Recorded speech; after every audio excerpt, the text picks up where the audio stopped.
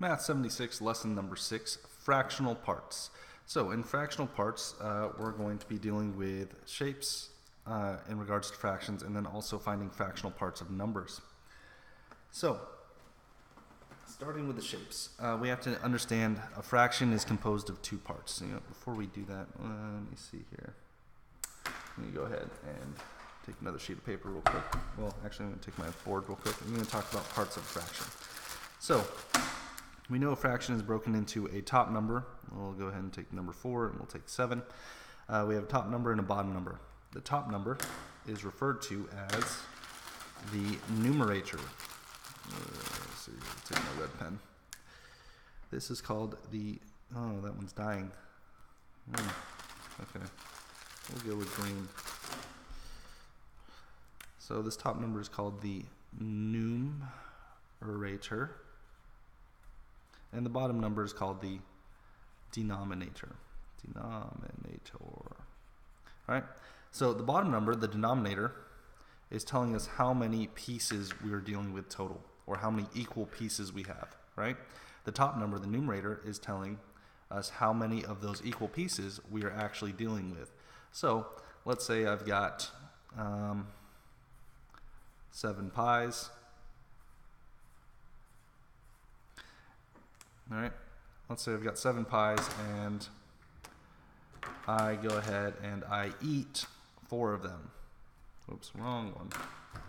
So I eat 4 of them, right? That's denoted in red. So I ate 4 pies. So the fraction of pies I ate 4/7 of the total pies. Remember, there's 7 total pies. The number eaten is 4. So the numerator, or the number I'm using, is 4. The total number 7. That's how a fraction works. Now let's take this logic and apply it into our practice problems.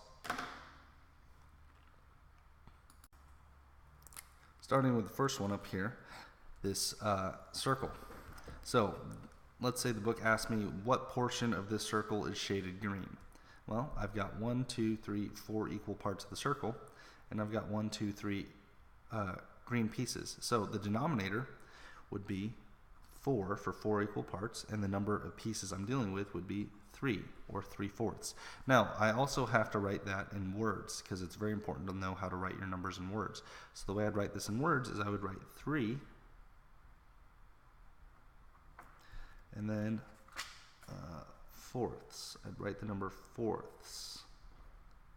So the denominator is always going to have the s added onto it, or the ths, as it were.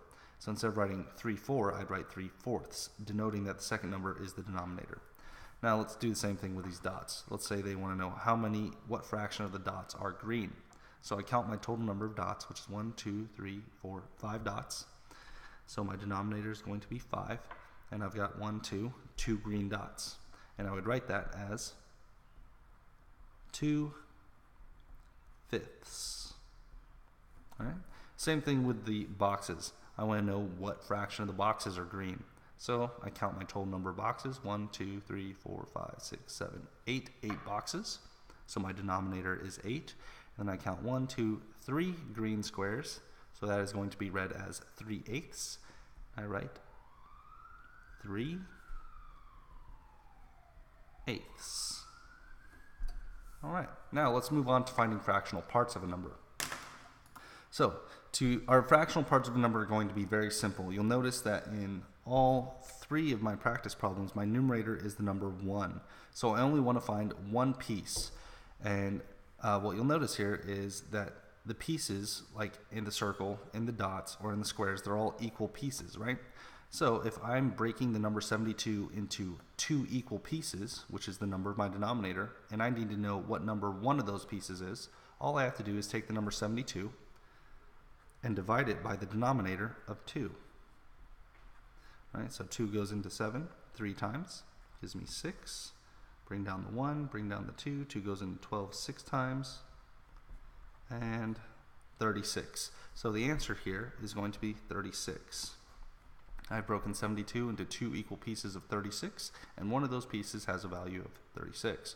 Now, let's do the same thing here. What number is 1/3 of 180? So in order to visualize this as a fraction, I'd be taking the number 180 and I'd be breaking it into 3 equal pieces. So I'm going to go back to orange because I really like that color. It's a good color. I'm really sad I lost it. Glad I found it. So I'd be taking the number 180, I'd be dividing it by the denominator of 3. So I go ahead and set up my division problem. We'll go over here.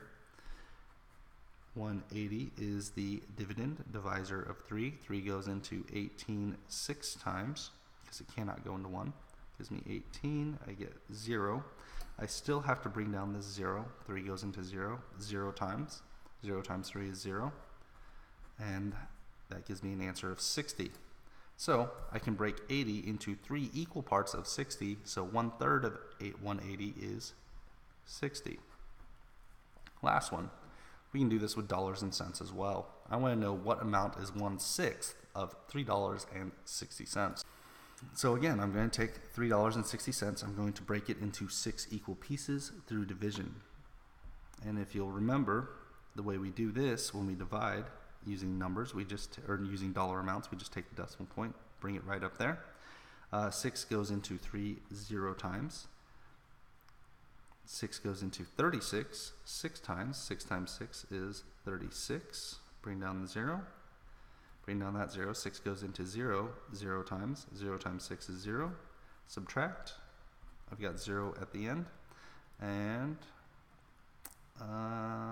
so my final answer is going to be 60 cents. So 1/6 of $3.60 is just 60 cents. And I can write that like this, or I can write it like that. That's it for today's lessons. If you have any questions, let me know on the school's website, and I will see you in class.